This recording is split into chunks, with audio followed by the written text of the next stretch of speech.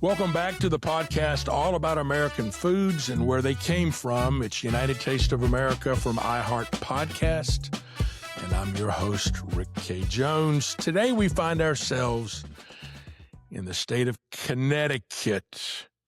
One of my favorite movies of all time was set in Connecticut. It's the classic Bing Crosby, Fred Astaire movie called Holiday Inn, and there's a wonderful scene where he's left the nightclub business in New York, and the guy says he's gone to Connecticut, wherever Connecticut is, which I always laugh because it's literally next to New York City. That story is the story of the guy who's an entertainer, but he wants a simpler life, so he decides to become a farmer, but he's a terrible farmer. He's bought this farmhouse, and he's a terrible farmer. But he realizes that he can open a nightclub on his farm called Holiday Inn, but he's only open on holidays. I mean, he wants the life of leisure, Bing Crosby, and he opens this thing, and it's got a great Irving Berlin score, and it's a wonderful classic movie, Holiday Inn. Actually, on our playlist today is a song by Bing Crosby with Judy Garland called Connecticut. Listen, the history of Connecticut is this intersection of the first Native Americans with the Europeans.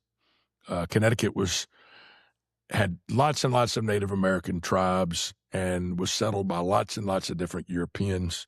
Connecticut is actually named for an Algonquin Indian word that means beside the long tidal river.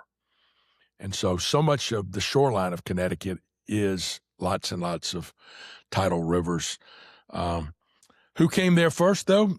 Once again, it was the Dutch. The Dutch got there first, but then the English came, and it was the Puritans. It was the Puritans that had settled in Massachusetts, migrated a little further south, and founded the colony of Connecticut. The famous Puritan minister Thomas Hooker founded Hartford. Hartford is named for Hertford in England. He founded it in 1636. And again, Connecticut is one of our 13 original colonies. Connecticut is interesting. It's always been kind of a conservative state, always steady, always middle of the road, always about business. Strong federal government. They were what we call federalists. They wanted centralized control. They've always had a very strong two-party system in Connecticut. And so, neither Republicans nor Democrats tend to dominate in the state. It's very balanced, and they kind of go back and forth with their political views. The growth of Connecticut really came out of the industrial age. They were one of the first states to embrace factories. We talked about the mills earlier, and how so many of the mills had migrated from England to New England. Connecticut was a lot of mill towns. And it, quickly became the bedroom community in many ways for New York City, because early on we built commuter trains that ran into Connecticut and into New York City. And so a lot of people, Connecticut became a bedroom community for them. Later, because of the factories, you had a whole lot of Catholics from both Italy and Poland that came. And a lot of the food reflects those ethnic groups that we'll talk about a little bit later. Connecticut is famous for Yale University, which is a major university in New Haven, Connecticut. Who's the only president of the United States born in Connecticut? George W. Bush. George W. Bush was born in Connecticut. Now, he's known as a Texan because he migrated with his family. His daddy moved to Midland, Texas to go into the oil business, and he spent most of his life in Connecticut. In Texas, but he was born in Connecticut, and he actually went to Yale. The Yale fight song is a classic college football fight song called Boola Boola, and we have that part of our playlist for Connecticut today. Other songs on our playlist include the classic American Revolutionary War song, Yankee Doodle. It was written in Connecticut. REO Speedwagon has a great song called 157 Riverside Avenue. And then Carly Simon has a song called The Wives Are in Connecticut. All of this are on our playlist today. Connecticut played a big role in the Revolutionary War. Again, it was a pivotal colony that agreed early on, agreed mostly with the folks in Massachusetts that we needed to separate from England, sent a lot of their populace to become soldiers in the Revolutionary War. Many soldiers that served with General Washington came from Connecticut. Same thing with the American Civil War. Sent a lot of soldiers to fight for saving the Union. I'm fond of Connecticut for a lot of reasons. One of those reasons is I've done a lot of work over the years for ESPN, and ESPN was founded in Bristol, Connecticut. At that time, it was unheard of that anybody would want to watch sports 24 hours a day. Can you believe that? Well, they do, and they did. And Bristol, Connecticut is kind of the maybe the sports capital of the world because of ESPN being based there. It's a beautiful state. It's a state of rolling hills and mountains and the sea and marsh. If you have a chance to visit Connecticut, you're going to want to drive places. Great resorts. The Mayflower Resort is a famous resort in Connecticut. And if you want to go to a football game, go to Yale, to the Yale Bowl. It's a gigantic football stadium, and it's one of the bucket list things you have to do if you're a college football fan. Connecticut, again, has your typical New England culinary preferences. You know, lots of wonderful seafood. Again, it's a state on the Atlantic. Clams, scallops, fish, oysters, just wonderful coastal seafood. Connecticut is kind of known for their trails. They have a hot dog trail. There are some wonderful hot dog places throughout Connecticut. We're going to talk about hot dogs a little bit later in the series, but again, hot dogs were largely created by German immigrants, but were popularized by Greeks. Again, because a hot dog was something you could produce inexpensively, or you could buy from a hot dog manufacturer inexpensively and build hot dog stands. And so many of the great hot dog stands in America were originally owned by Greeks. If you go to Connecticut, there are all kinds of phenomenal hot dog places. There's one, gone but not forgotten, in our February edition of On the Road with Rick. We talk about great hot dog restaurants. There was a place right off of I-95 in Norwalk that's no longer there. It was called Swanky Frank's. And what they were known for were all beef hot dogs that were grilled and then deep fried. So when you bit into them, you had a crunch from that frying and the juice, and Swanky Frank's had a great thing. They have a donut trail. There are lots and lots of donut places in Connecticut. They also have a very famous ice cream trail. Connecticut was largely a dairy state early on. Again, who was it settled first? The Dutch. The Dutch brought dairy cows, left them there. Even when the British came, there were dairy cows, and there were lots and lots of dairies and lots of ice cream being made. You remember Pez candies? Pez that came in the little dispensers? All my baby boomers out there listening, they remember Pez because we collected the Pez dispensers. Pez was and is made in Connecticut. But what Connecticut really is known for is pizza. After all, they actually made a movie called Mystic Pizza with Julia Roberts about Mystic Connecticut and the pizza place that they work there. Y'all, drive through Connecticut and you'll find great pizza pretty much in every town. I mean, not good pizza, great pizza. All kinds of pizzas, thin crust, thick crust, medium crust, New York style pizzas, all kinds of pizzas in Connecticut. But one of the most celebrated pizza places is in New Haven, Connecticut. It's Pepe's Pizzeria Napoleone. It's all about Napoleonian style pizza. They're celebrating their 100th birthday this year. Okay? So, folks, it's the semi-quincentennial of America. You're going to get on the road and do a lot of road trips. You need to make a road trip to New Haven, Connecticut for the 100th birthday of Pepe's Pizza. Now, much has changed, obviously, since Frank Pepe started baking what the Italians called a-beats. A-beats was the Italian version for pizza, a-beats. So 100 years ago, he started baking pizza. And pizza's gone from an obscure, largely ethnic dish, largely Italian ethnic dish, to being virtually one of the great American dishes, because there are pizza places all over America, and it's part of our American dining scene. But what hadn't changed at Frank Pepe's is they still do it the exact same way. Same tradition of food quality, same way of preparing the pizzas, same commitment to the community that Frank envisioned back in 1925. Frank Pepe is the classic American immigrant success story.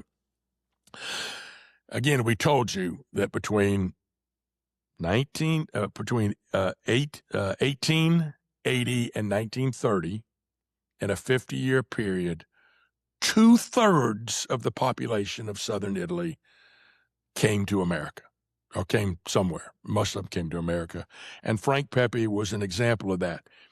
He grew up in a little small town south of Naples, and he came to America as a teenager in 1909. But he didn't stay.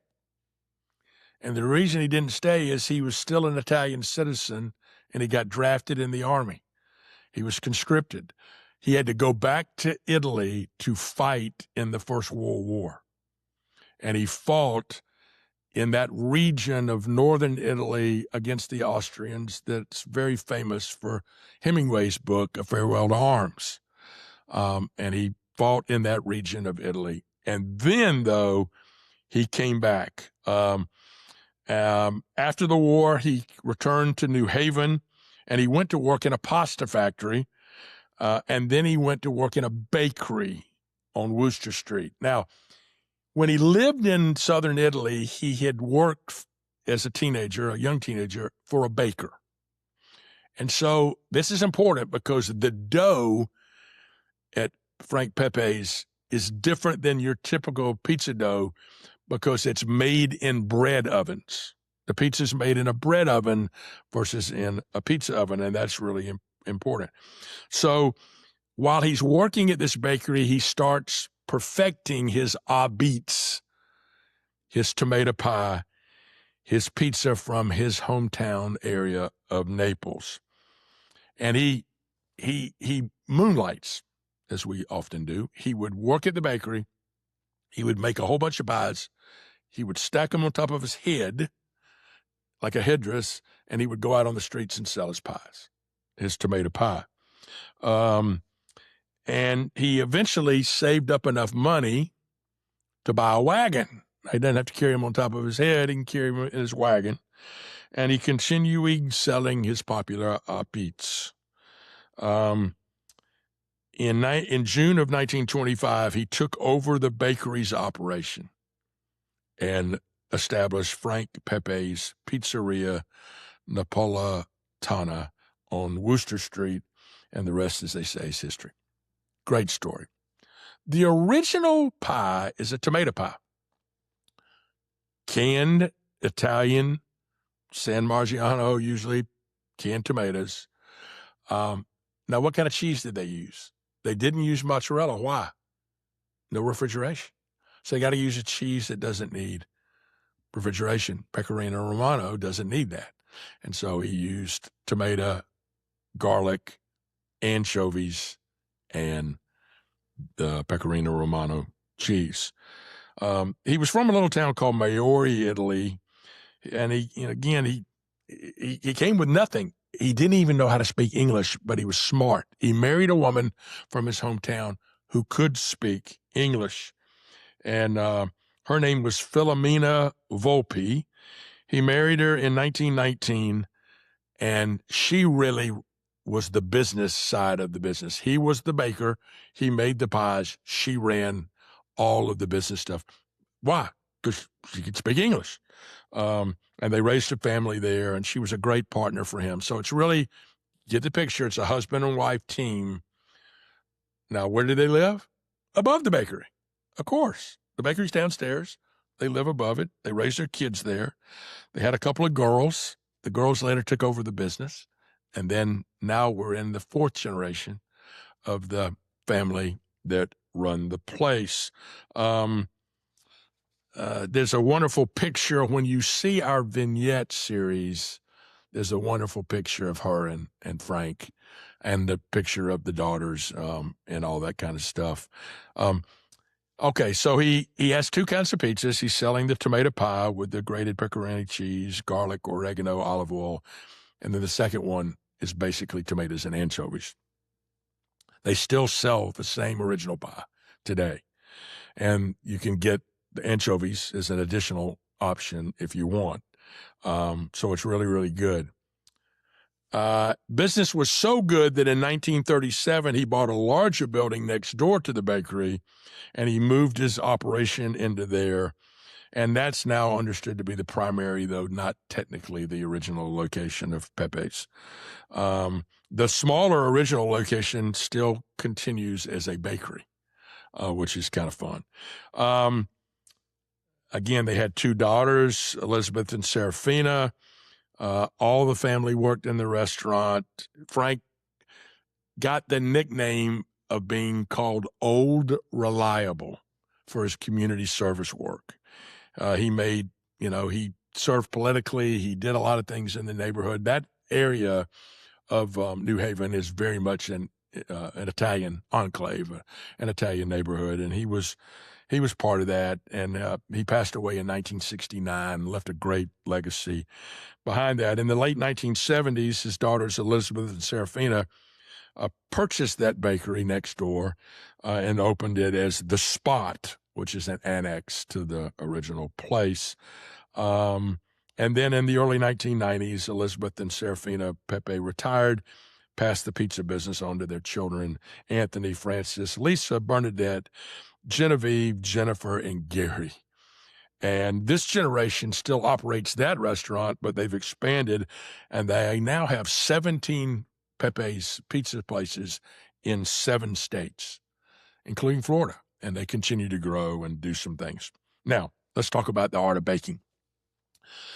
Again, the original ovens are still there, and they've duplicated those style ovens at all of their other locations. And so it's a wetter dough. It's a baked dough.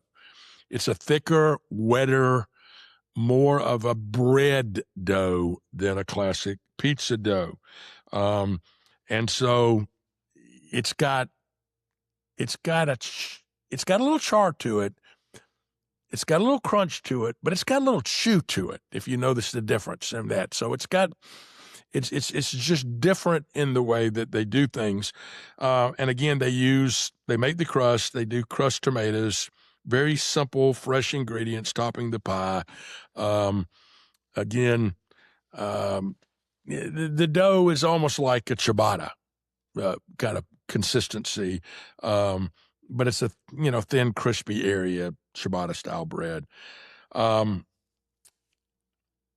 The tomatoes originally came from a field outside of Mount Vesuvius in Naples. You ever wonder why the tomatoes are so good? Now, let's think about tomatoes for a minute. Remember, Everybody thinks tomatoes are Italian.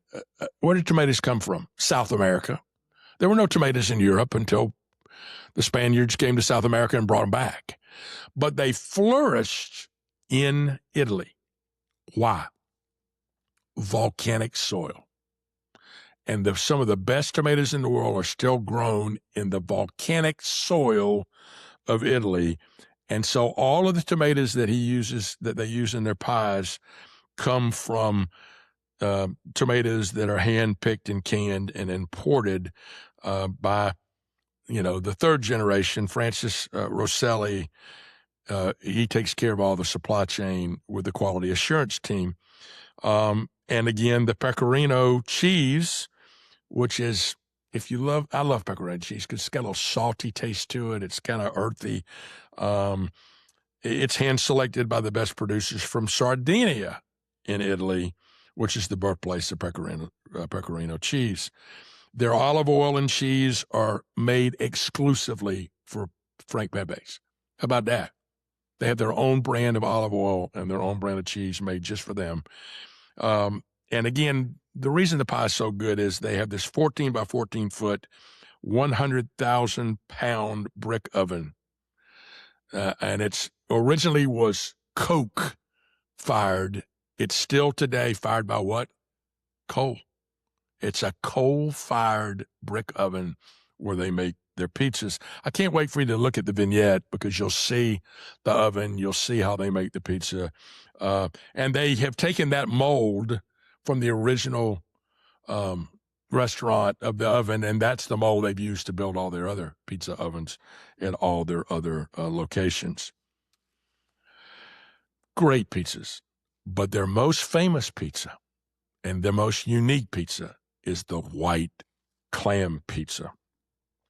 When we went there for the day, Frank Pepe's grandson, Francis Rosselli, hosted us. Francis is, you meet people and immediately they're your best friend. That's this guy. He's been in the hospitality business. He worked in the restaurant for his grandfather at an early age, loved being around his grandfather. Said he really didn't have any hobbies. His hobbies was making pizza with his granddaddy and later with his father and mother. Just, I can't tell you how good a guy this guy is. And this family is incredible. I mean, they continue to do great things for the community. But Francis, we just had a ball that day with him telling me so many wonderful stories about it. Originally, they would serve clams on the half shell as an appetizer. And they would get most of their clams from Rhode Island. Okay, so you got fresh, small kind of cherry stone type clams from Rhode Island. Well, while I was there, he would shuck them for me. I mean, you could tell this guy's probably shucked 1 million clams in his life. And then just raw, we'd eat them. I mean, it's like, oh, they're so good. He said, but one day somebody convinced him, why don't you throw that clam on a pizza? And the rest, as we like to say, is history. Cherry stone clams, garlic, oregano, pecorino cheese, olive oil, baked. Amazing. Amazing. I wish I had one right now. I mean, they are so freaking good. My buddy Mike Reichman, who lives in Westport, Connecticut, is my dear old friend. He came up and joined us the day we filmed there, and we enjoyed a whole lot of pizza afterwards. And he says, this is the best pizza I ever had. Nobody loves pizza more than my son, Ryan. He said it's the best pizza he's ever eaten in his life. Francis is truly an American treasure with so many stories of the restaurant and his amazing family. My day with him was a highlight of our tour around the country. So I have to say, sorry, New York. Sorry, Chicago. Sorry, Detroit. The best pizza comes from Connecticut. And the best of the best is at Frank Pepe's Pizzeria, Napolitana in New Haven. But how about some other great places to eat in Connecticut? Here's today's 3 from me. Right on the coast, not far from the line between New York and Connecticut, is a little teeny town called Rowayton. Wonderful little town, right on the water. And there's a restaurant there called Rowayton Seafood that is one of the best restaurants in America, okay? It is a killer seafood place. They have an amazing raw bar, amazing seafood dishes. You sit literally on the water. It's phenomenal. Everything fresh, everything cooked to order. It's amazing. Rowayton Seafood. Not far off of 95. If you're going north, just get off at the Rowayton exit and eat at Rowayton Seafood. My second place is also in New Haven. It's a place called Lewis Lunch, and they claim they invented the hamburger there. It opened in 1895, and they still cook it the same way since then. They're cooked sideways in like a toaster oven. So the meat goes in sideways so the juices drop down, and it cooks it evenly on both sides in a cast iron grill. They made that contraption in 1898. It's still the same contraption. You're eating hamburgers that are cooked on a thing they made in 1898. It's unbelievable. No buns, white bread. Served on white bread, white toast, cheese, onions, tomato, no ketchup. Did I mention no ketchup? You want to be laughed at? You want to be humiliated? Ask for ketchup at Lewis Lunch. They'll ignore you or roll their eyes or tell you to get out, okay? Hamburgers, white bread, toasted, onions, mustard, cheese, tomato. Perfect. And then I talked about great hot dog places in Connecticut. Blackie's Hot Dogs in Cheshire started in 1928. They make this homemade, house-made relish that goes on those. Oh, y'all, it's so good. Blackie's Hot Dogs in Cheshire. Rowayton Seafood, Lewis Lunch, Blackie's Hot Dogs. 3 from me in the state of Connecticut. So that's our show about pizza in Connecticut, Frank Pepe's White Clam Pizza. We'll see you again soon from state number 6, Massachusetts, on United Taste of America.